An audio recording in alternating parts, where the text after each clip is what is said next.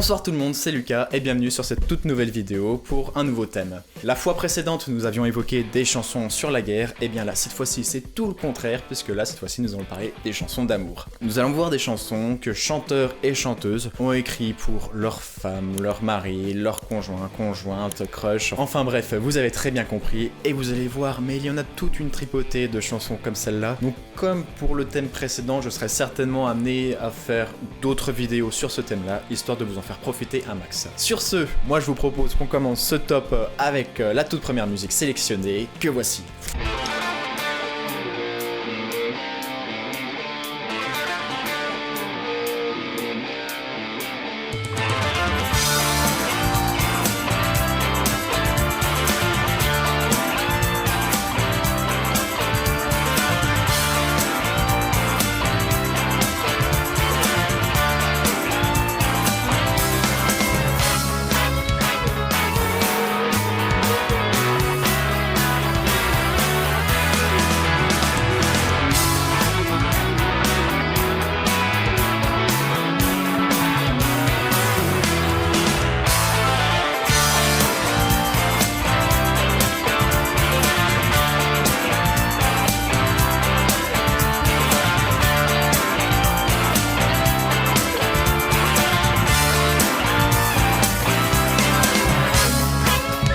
Il s'agit de Layla de Eric Clapton, sorti en 1972 sur l'album Layla. Concernant cette chanson, Eric Clapton dit qu'il s'est inspiré d'un livre d'un poète perse du XIIe siècle qui se nomme Nizami, si je me souviens bien. Et donc ce bouquin raconte l'histoire d'un homme qui tombe éperdument amoureux d'une femme inaccessible pour diverses raisons. Et une histoire pas forcément choisie au hasard, puisque quelque part, ça reflète un peu ce qu'a vécu Eric Clapton dans sa propre vie.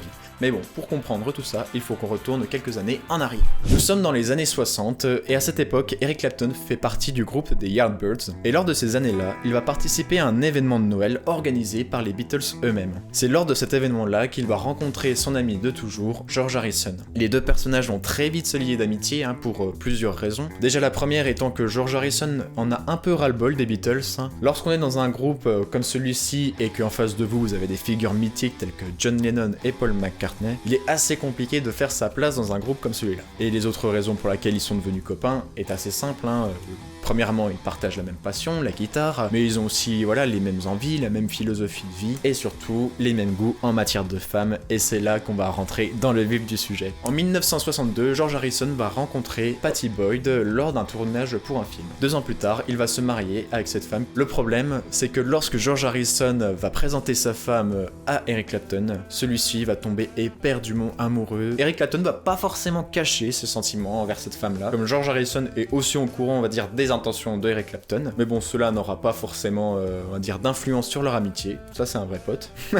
Et voilà, les années passent. Entre-temps, Eric Clapton aura quand même essayé plusieurs fois, on va dire, de séduire Pattie Boyd pour essayer de la conquérir, mais seulement il n'y parviendra pas avant un moment. En 1971, Eric Clapton va créer la première version de Layla qui est totalement dédiée à Pattie Boyd. Seulement, cette première version n'est pas celle qu'on connaît actuellement, c'est une version qui est beaucoup plus courte. Il n'y a pas la partie au piano qu'on retrouve à la fin, et en 1971, ça fera un flop. À un point que Eric Clapton va partir en dépression, car c'est une chanson où il aura mis tout son cœur, c'est le cas de le dire, et il verra que le succès n'est pas grandiose. Mais en 1972, il va reprendre sa chanson avec le groupe Derek and the Dominos, et là, cette fois-ci, ça va faire un carton. La chanson prend un tout autre sens, la version instrumentale mais 1000 fois mieux, enfin bref, du coup, cette musique-là va connaître le succès qu'on lui connaît encore aujourd'hui. Et donc les années passent, et puis au bout d'un moment, le mariage entre George Harrison et Pattie Boyd bat de l'aile, et ils vont décider de se séparer. Et en 1978, Pattie Boyd va céder, on va dire, à toutes les revendications de Eric Clapton,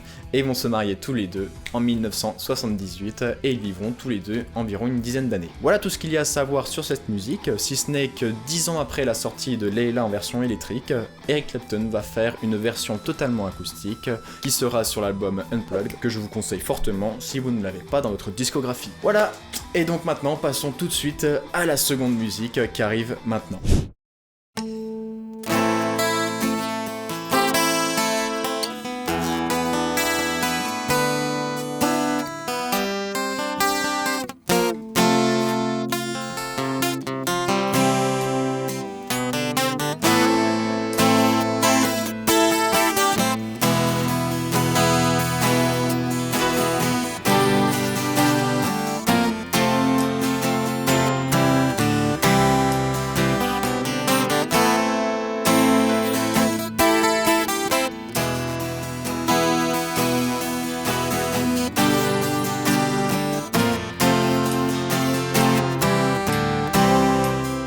NJ des Rolling Stones, sorti en 1973. Si vous cherchez vous-même qui est cet NJ dans cette chanson, vous allez certainement tomber sur la version comme quoi c'est Mick Jagger qui aurait créé cette chanson-là pour Angela Bowie, la femme de David Bowie. En faisant mes recherches, alors là je suis tombé sur l'histoire, une des histoires mais les plus farfelues qui soient. Voilà, une histoire qui dirait comme quoi, grâce à cette musique-là, Mick Jagger aurait bien fini dans le lit des Bowie, mais pas avec Angela, mais bien avec David Bowie lui-même.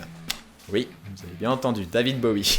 C'est une histoire que raconte cette fameuse femme dans son livre autobiographique, comme quoi un matin, elle les aurait surpris tous les deux dans le lit, nus, complètement pétés. Enfin bref, je ne vous fais pas de dessin, on imagine très bien ce qu'ils auraient pu faire. Cependant, voilà, cette histoire, prenez-la quand même avec des pincettes. D'ailleurs, Mick Jagger nie totalement les faits. Et puis oui, ça fait un peu la grosse histoire que tout le monde a envie d'entendre, parce que voilà, c'est une histoire de presse. Enfin bref, faites gaffe avec cette information-là, je tenais juste quand même à vous dire que cette rumeur existait. Mais du coup, ça ne répond pas, on va dire, à notre question sur qui est cette Angela dans cette musique. Eh bien, la réponse va certainement vous décevoir, mais en fait, personne. Vraiment personne. Déjà, première chose à savoir, ce n'est pas Mick Jagger qui a créé cette musique-là, mais Keith Richards, le guitariste du groupe. Et cette chanson a commencé à naître lorsque Keith Richards a fait sa cure de désintoxication en Suisse au début des années 70. Car oui, si vous tapez sur internet gros rocker des années 70 qui s'est tapé un nombre incalculable de drogue et je ne sais quel type, vous allez certainement tomber sur Keith Richards en premier résultat, car c'est quand même une des personnes qui s'est fait, je crois, changer 2 fois son sang dans toute sa carrière pour enlever toutes les toxines qu'il avait accumulées. Et donc, lors de cette cure de désintoxication en Suisse, eh bien, ça a eu des effets bénéfiques, évidemment, à un point que Keith Richards s'est senti apaisé, libre, en paix avec lui-même, que en plein milieu de la clinique, il s'est mis à crier pour aucune raison NJ. Et voilà, c'est comme ça que, on va dire, la musique a commencé à naître, en quelque sorte. Après, on pourrait aussi penser que du coup, cette NJ dans cette chanson fait référence à Angela Richards, la fille de Keith Richards. Cependant, elle est née après la composition de cette musique-là, donc du coup, non, elle n'est pas dédiée à sa fille, cette chanson. Cependant, j'ai tendance à penser que cette musique a fortement influencé sur le choix du prénom de sa fille. Voilà tout ce qu'il y a à savoir sur cette musique, et donc maintenant, passons à la toute dernière de ce top, que vous allez tout de suite reconnaître, j'en suis sûr. C'est parti.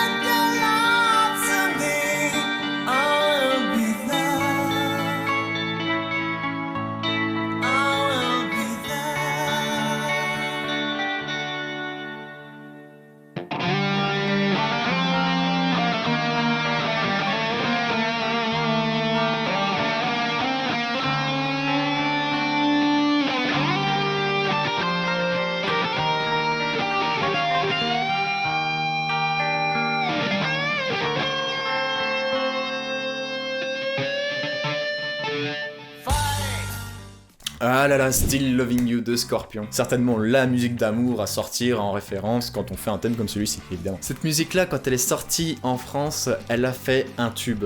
Mais un tube à un point que c'était genre la musique à sortir, ou pareil lorsqu'on voulait déclarer sa flamme à cette époque-là. On dit aussi que cette musique aurait été un facteur sur le baby-boom de cette époque. Cependant, voilà, c'est loin d'être une histoire d'amour. Enfin du moins, pas avec des personnes. Voilà, c'est plutôt ça le terme. Pour cela, il faut qu'on resitue le contexte. Du coup, nous sommes en 84, et déjà la première chose à savoir, c'est que le groupe Scorpion est un groupe allemand. Ce qu'on a tendance aussi à oublier assez rapidement. Donc qu'est-ce qui se passe dans les années 80? Il y a encore ce fameux mur de Berlin qui est présent en Allemagne. Si on analyse en fait les paroles de cette chanson, à plusieurs reprises, on va voir que le chanteur mentionne vraiment le mur. Ce n'est vraiment pas une métaphore, il parle vraiment du mur de Berlin. Et donc si on lit toutes les informations que nous avons, et ben on va tout de suite comprendre qu'en fait les deux amants qui sont cités dans cette chanson font tout simplement référence aux deux Berlins qui ont été séparés par ce fameux rideau de fer. Vous ne vous y attendiez pas à ça? Bah moi non plus. Moi non plus. Merci à tous d'avoir regardé cette vidéo. D'ici là, on essaye de se retrouver très prochainement dans une nouvelle vidéo pour un nouveau thème. Et sur ce, moi je vous laisse avec ce magnifique solo de Still Loving You de Scorpion. Et après je vous dis à la prochaine. Ciao!